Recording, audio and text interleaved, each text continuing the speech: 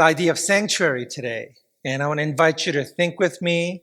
I think my prayer for today is that you would sort of have some kind of intellectual, as well as a theological vision for yourself personally, but also as a church of what it means to be what I'm going to call today a sanctuary. And we're kind of continuing in a series that I'll be doing for this month and as well as August, talking about sort of the church and Christianity in general. So this word, sanctuary, I like this word because it has dual definitions. It means simultaneously a safe place and a holy place.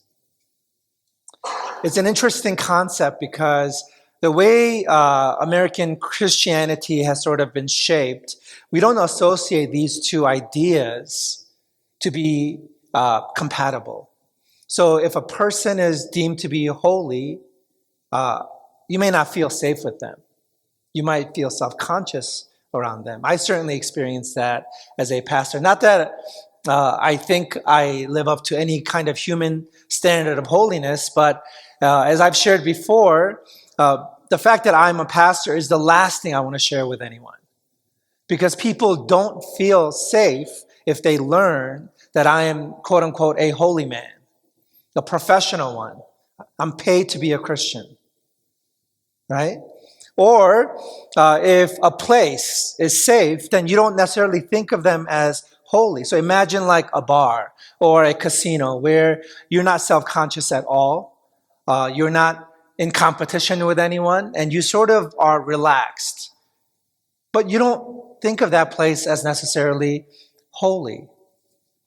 Here is sanctuary, though, bringing both of these ideas together. I'm going to read you a quote from an article about this idea of sanctuary. In medieval Europe, fugitives really could escape the death penalty by claiming sanctuary in a church. The concept of sanctuary predates Christianity, going back at least as far as Greek and Roman temples that offer protection to fugitives. Early Christian churches competed with these pagan temples by offering their own protections. And by the end of the 4th century, sanctuary was a part of Roman imperial law.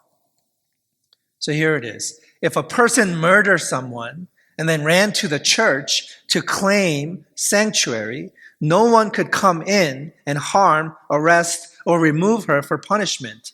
Even after the Western Roman Empire fell in 476, churches maintained their authority to protect people who had broken major secular laws.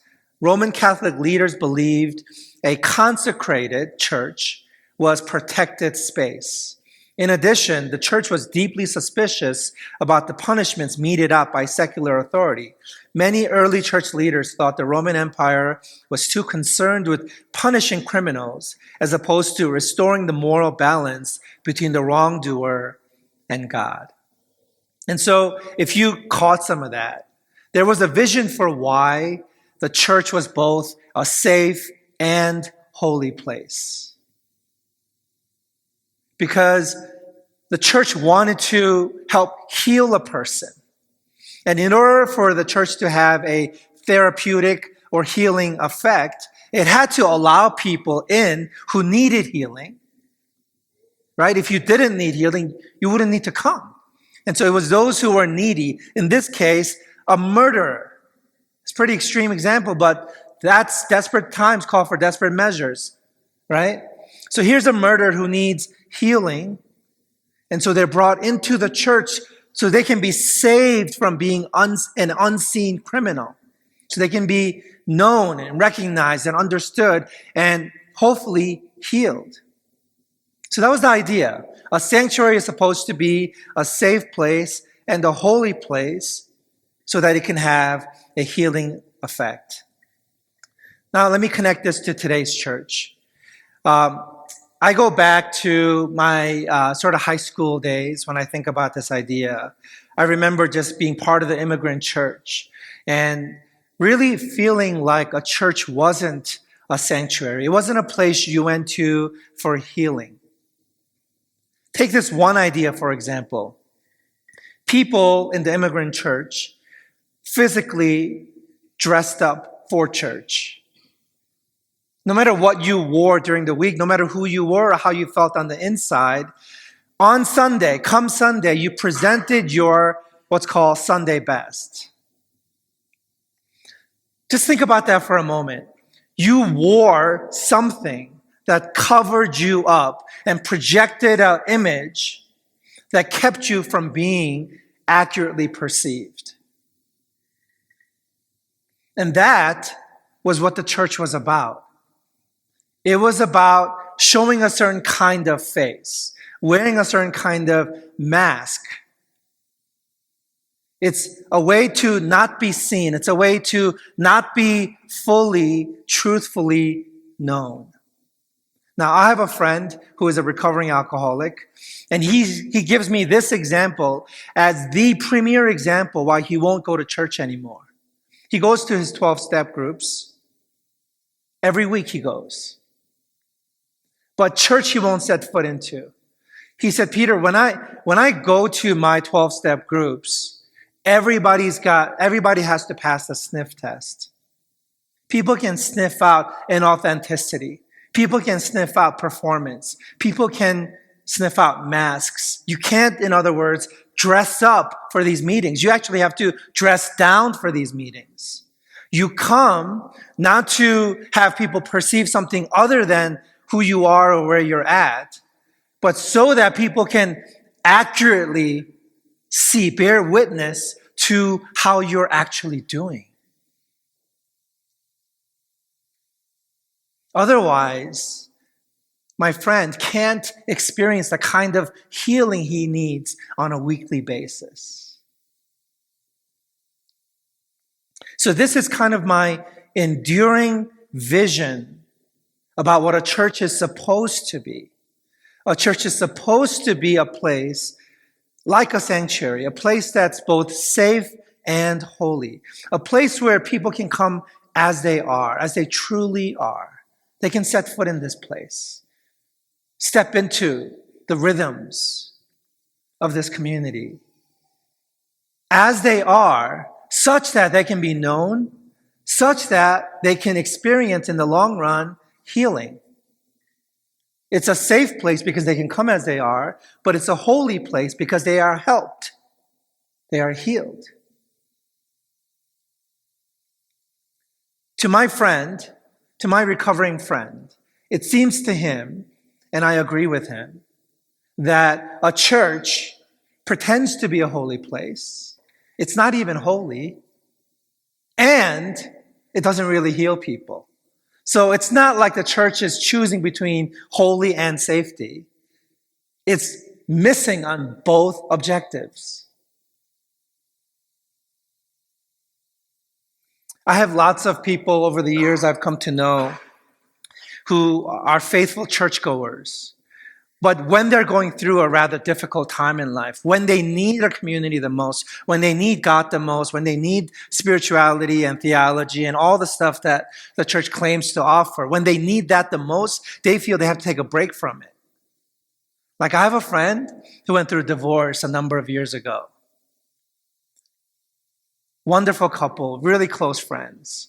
But as soon as life got tough for them, they knew they couldn't actually go to church. There would be too much judgment. There would be too many questions. They would have to wear a mask. They'd have to dress up. They didn't want to do that. They weren't at a place where they wanted to be masked because that's what their marriage was. And that's how they found themselves in such a precarious place.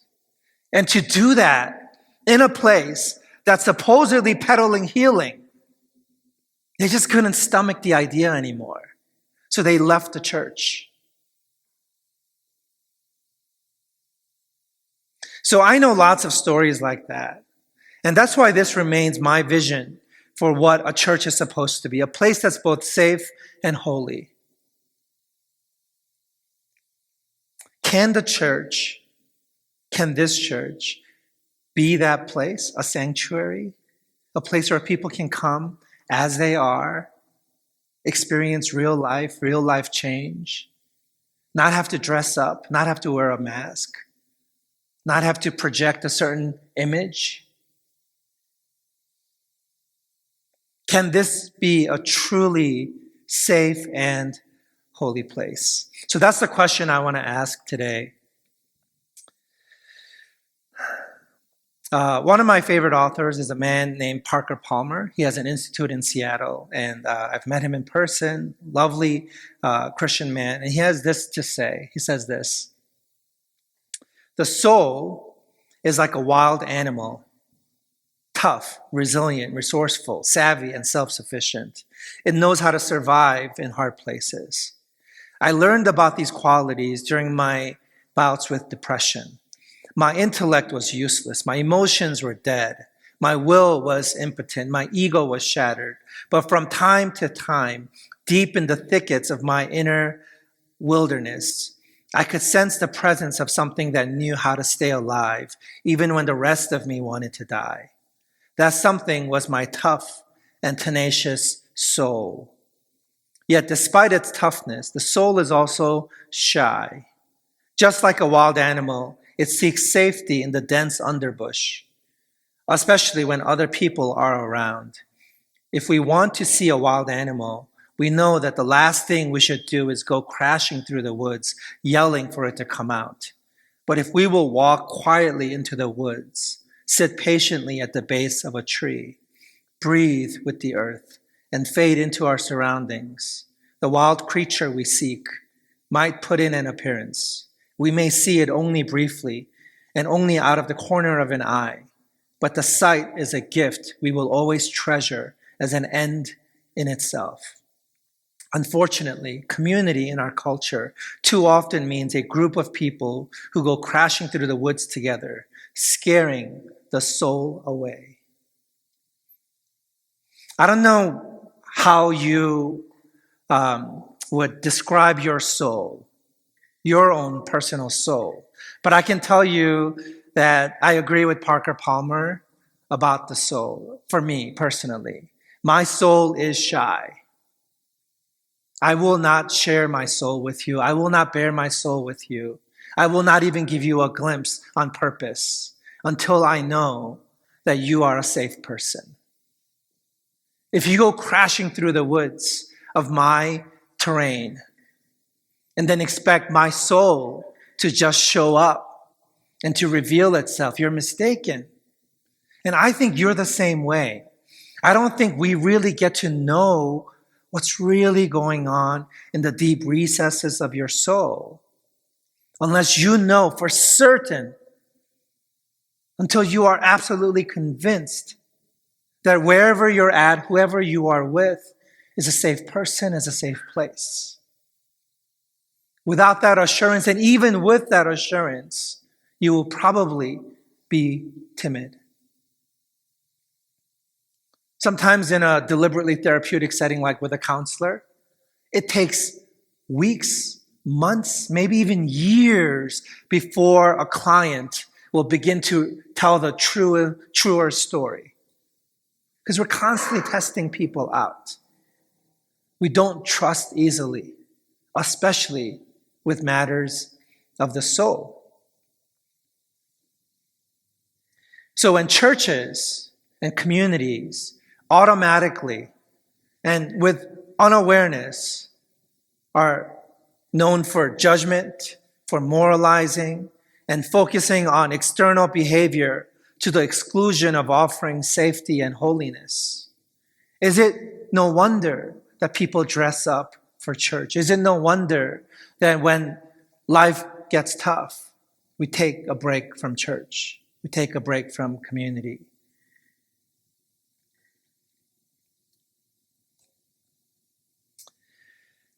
This is the cornerstone of the message today. Mark 2:15 says this: as Jesus was having a meal in Levi's home. Now, Levi is a tax collector, right? And many tax collectors and sinners were eating with Jesus and his disciples, for there were many who followed him. So you may have read this verse before and not even realize what you were reading.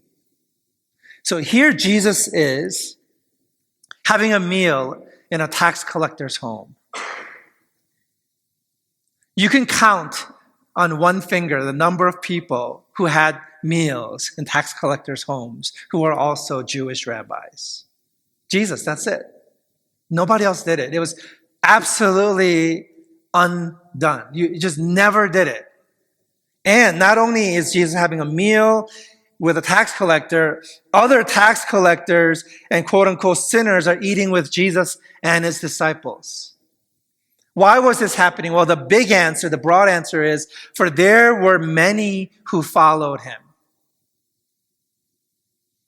Here is, in my opinion, one of the greatest descriptors of Jesus' ministry and really a reflection of who he was and what he was really about. Jesus commanded the broadest spectrum of people I've ever seen in religious ministry. I have never seen a church. At this point, after 2.5 decades of doing ministry, I've literally worked with thousands of churches. I have never, ever seen such a broad spectrum of people. It's usually just a tiny sliver of people who come to church. But here Jesus is eating with a tax collector, with other tax collectors and quote-unquote sinners. Why? Well, because that was normal. That's what Jesus did. That was what ministry meant to Jesus. He commanded a broad spectrum of people. I can't think of a single other church that can do this. Jews and Gentiles. Already, it's a home run. No one had ever commanded the respect of both Jews and Gentiles. And here Jesus is doing it. Now translate that into today's times. I don't know what that means. Both Jews and Gentiles came to Jesus. Men and women came to Jesus. Now, women were considered property. They were not even considered fully human. They had the same status as property or as slaves. Translate that. Young and the old, the sick and the healthy, the dying and the living, the soldier and the civilian, the clean and the unclean, the acceptable and the outcast, the rich and the poor, the learned and the common. And people came to him by day and by night. The whole spectrum of all that existed in Jesus' time came to Jesus. Why did Jesus have a meal with Levi and his friends? Well, because that's what he did all the time. These categories, these social status-oriented categories that we live by, the rules that we created and live by, Jesus completely blew through them.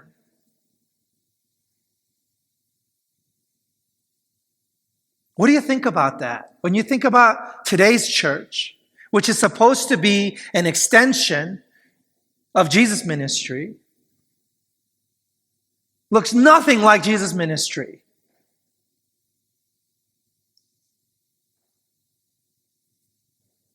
What was his secret? How did Jesus do the thing that we cannot do?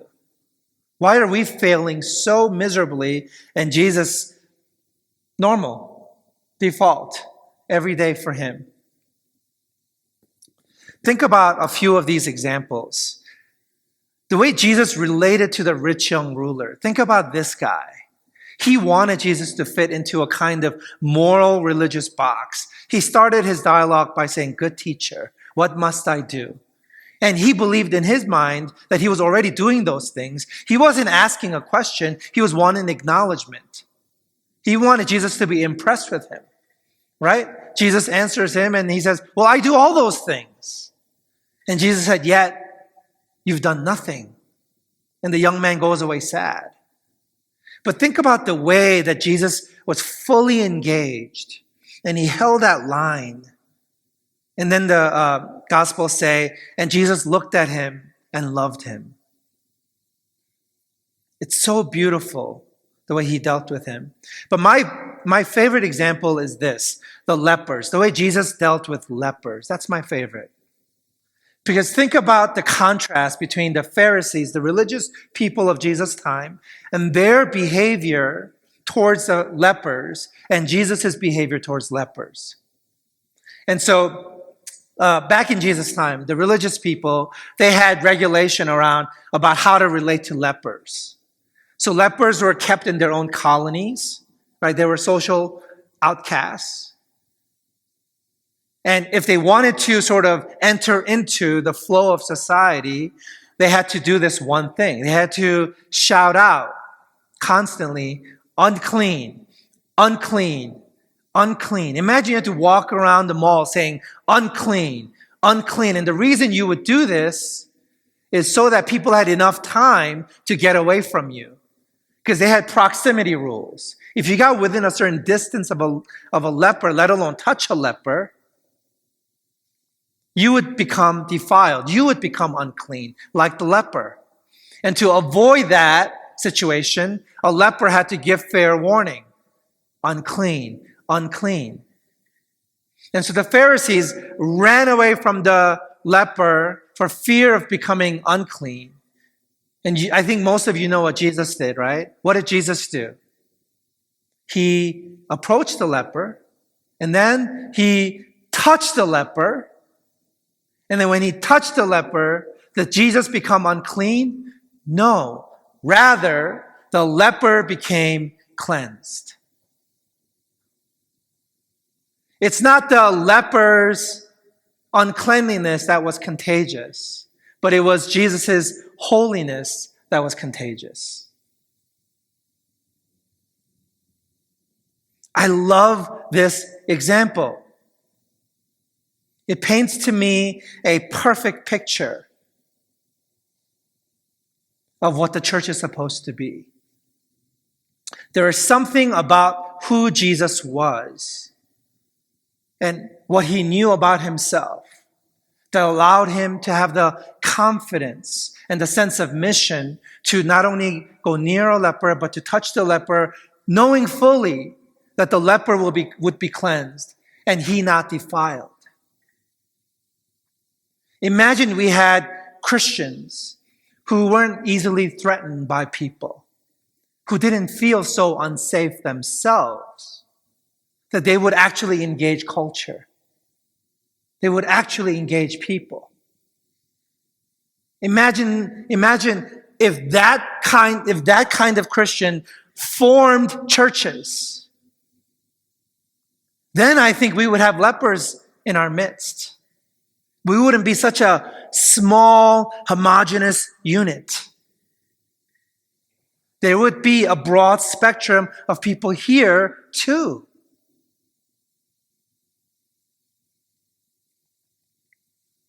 So I was trying to think of a modern day example of this, and I thought, the COVID disease, it's perfect. Imagine you are an anti-masker. But you're an anti-masker because whoever you came into contact with would become immune to COVID or be healed of COVID. Instead of you being afraid of getting COVID, you are actually the cure. Imagine you had a healing effect on people. Imagine your holiness was contagious rather than their quote-unquote uncleanliness be contagious towards you.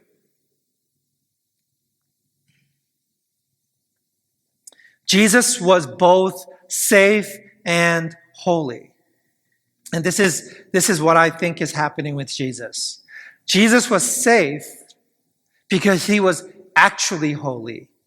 The Pharisees were unsafe because they themselves were not holy. They wanted to be holy. They strived really hard to be holy. They worked hard to maintain a certain level of behavioral, patterns in their life, but that didn't mean they were holy. They had a complete misnomer about what holiness was. And because of that, they were totally insecure. They knew that their holiness was completely fragile and vulnerable and not actual. So in order to convey and perpetuate this myth about themselves, they believed in these regulations by which they lived, because they completely misunderstood what holiness was. And they accused Jesus of being unholy. They said, look at him. He's eating with sinners, hanging out with people that he shouldn't even be close to, but he's actually dining with them. Do you know the act of eating with someone? Do you know how intimate that is? If you don't understand how intimate eating with someone is, I dare you to do this experiment. Sit in a restaurant where the sun is coming in on your table, where you can see all the spit that's coming out of your mouth as you're having conversation. And see how you guys are blessing each other's plates as you share that meal. And that's the way it's supposed to be. That's part of the strength of being a community. Not only are you emotionally sort of jiving with each other, but you're sharing your immune response with each other biologically. That's normal. That's why sharing a meal is so intimate. That's why it's an act of friendship. That's by design. That's not an accident.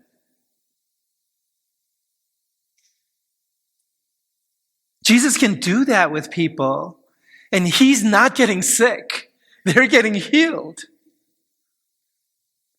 You understand? He's spitting on their food, and they're getting healed. And we're so afraid. The church is so scared to death of anything and everything. We're so focused on our moralism and our behavior modifications.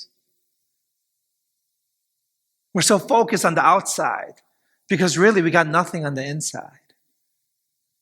We're perpetuating a perception, but not an actuality. See, Jesus was safe precisely because he himself felt safe. He wasn't threatened or scared by whoever he came into contact with. He knew who he was. He knew why he was who he was. He fully trusted in his Father. He fully trusted in the Spirit inside of him. He knew he was sent by the Father. He knew about the mission he came to accomplish. And he lived his life. And then he died his death. There's an absolute clarity and security about the Christ, which is what gave him total freedom to never be threatened. He was safe because he was actually holy. He was set apart. He was sanctified. His identity was rock solid. So safety, as it turns out, is a function of holiness. They're not mutually exclusive. They depend on each other. They only work because of the other. I want to read you this verse here. Galatians 2:20. I have been crucified with Christ, and it is no longer I who live, but Christ lives in me. In the life which I now live in the flesh, I live by faith in the Son of God who loved me and gave himself for me. As long as our ego lives, as long as our desire to be enough, to be sufficient, to have something like self-worth. I'm not knocking self-worth, by the way. I understand that its place in psychological health. What I'm saying is the self-worth we need actually comes not from the self.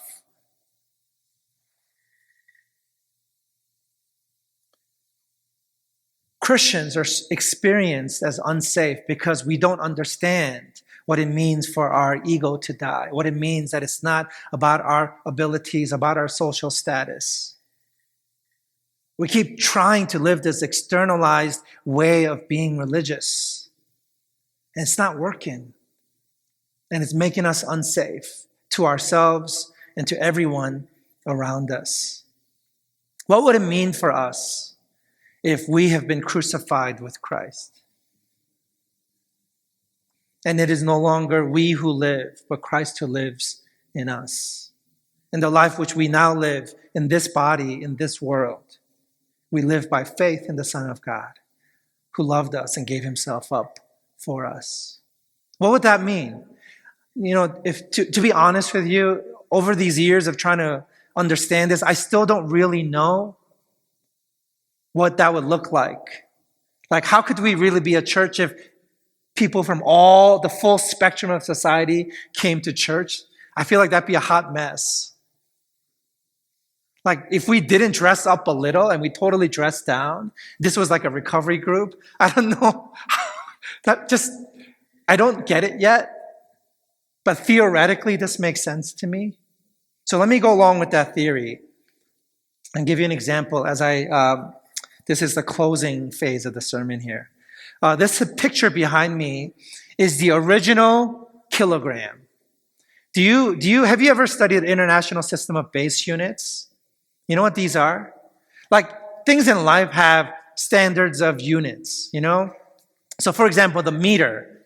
What is a meter? How long is a meter? What is a meter? A meter is, as it turns out, the distance light travels in 299,792,458 seconds in a vacuum. So the distance light travels in 1 over that amount of that thing I just said. I don't even know how to express this. Okay, here's what a second is. Here's how we know what a second is. A second is the duration of 9,192,631,770 periods of the radiation corresponding to the transition between the two hyperfine levels of the ground state of the cesium-133 atom. I don't know what I just said either. But that's how long a second is. So we have to define these units, or everybody's going to define it for themselves, right?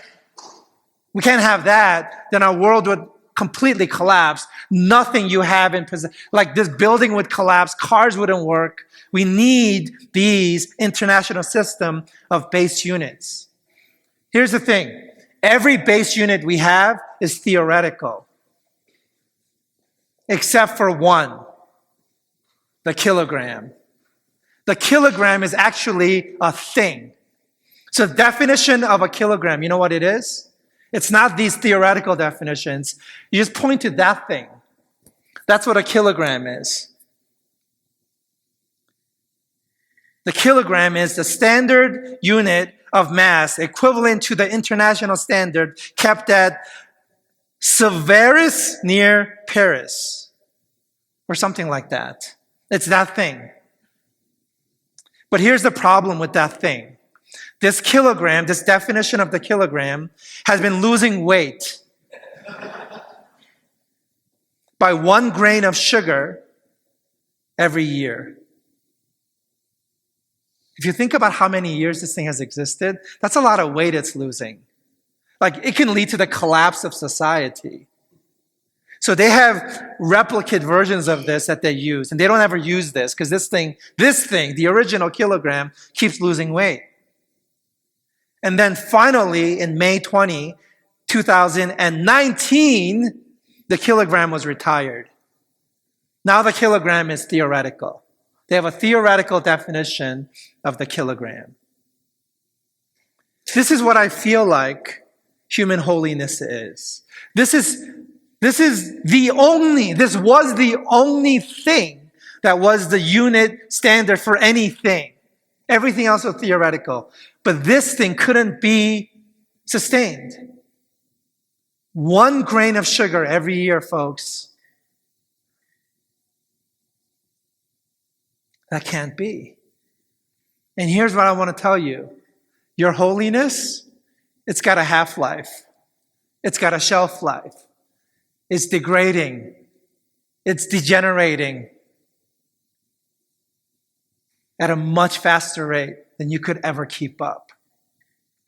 And that's why you're so darn insecure That's why you're so scared of everyone and everything. That's why when somebody comes in with a different sexual orientation, or somebody comes in going through a divorce, whatever it is in society that you're scared of, you freak out, get all anxious.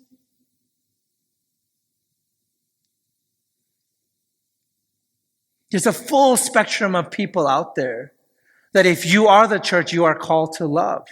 You're called to heal. And the only way you can heal is by being a sanctuary, a safe and holy place.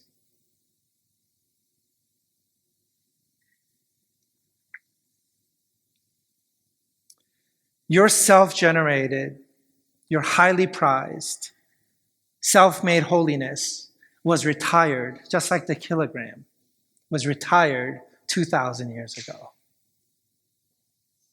Jesus came not to abolish the law, but to fulfill it. And he lived the life you should have lived, and he died the death you should have died. So that you can say with Paul, it is now Christ who lives in me. It is no longer I trying so hard. And you say, but I don't even understand what that means. I don't know how to do that. Exactly. That's where you start then. That's your starting point. Jesus in you, Jesus' work on the cross, Jesus' work through you. This is all your holiness, which is actually incorruptible. So let me close with this verse. 2 Timothy. He has saved us and called us to a holy life. Not because of anything we have done, but because of his own purposes and grace. This grace was given to us in Christ Jesus before the beginning of time. Jesus and his way of being holy, that's not plan B because the law failed. That was always the plan. The law was a tutor pointing to Christ. It knew about its own half-life. It knew it couldn't be the standard. The failure of the law was the point of the law. So that in frustration and desperation, you ask the question, now what? Then what? And God says, now Christ, then Christ. Always plan A, the only plan. Would you bow your heads with me?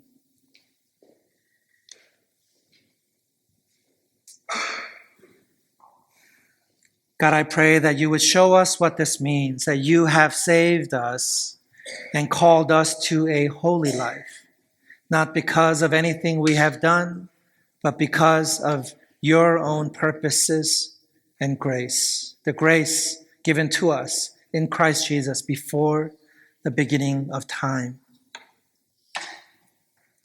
God, this just feels like a dream of mine to be such a person and to belong to a church that's like that. That, like Jesus, command a broad spectrum of people without fear of contamination, without fear of contagion. We can just be free and secure. Give us such a vision for ourselves. Help us to know how to translate this truth from theory into practice.